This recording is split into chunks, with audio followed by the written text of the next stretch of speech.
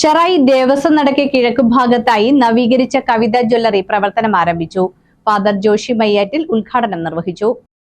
ചെറായി ദേവസ്വം നടയ്ക്ക് കിഴക്കുഭാഗത്തായി നവീകരിച്ച കവിത ജ്വല്ലറി ഉദ്ഘാടനം ഫാദർ ജോഷി മയ്യാറ്റിൽ നിർവഹിച്ചു.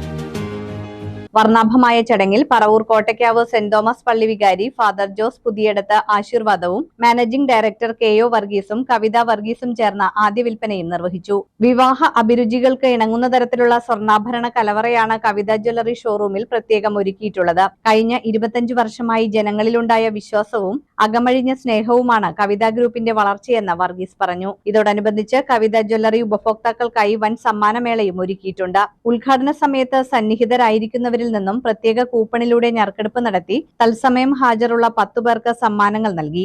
കവിത ജ്വല്ലറിയിൽ നിന്നും 50,000 രൂപയ്ക്ക് മുകളിൽ പർച്ചേസ് ചെയ്യുന്ന എല്ലാവർക്കും സ്വർണ്ണ നാണയവും സമ്മാനമായി നൽകുന്നുണ്ട്. ഈ സമ്മാനമേള 17-ാം തീയതി വരെ തുടരും. ഇതിനായി പർച്ചേസ് ബില്ലിനോടൊപ്പം ലഭിക്കുന്ന കൂപ്പൺ പൂരിപ്പിച്ച് ഷോറൂമിൽ പ്രത്യേകം സജ്ജമാക്കിയ പെട്ടിയിൽ നിക്ഷേപിക്കണം. മുൻ മന്ത്രി എസ് ശർമ്മ, ബാലസാഹിത്യകാരൻ സിപ്പി പള്ളിപ്പുറം, പൂയപ്പള്ളി തങ്കപ്പൻ തുടങ്ങി നിരവധി പേർ ചടങ്ങിൽ പങ്കെടുത്തു.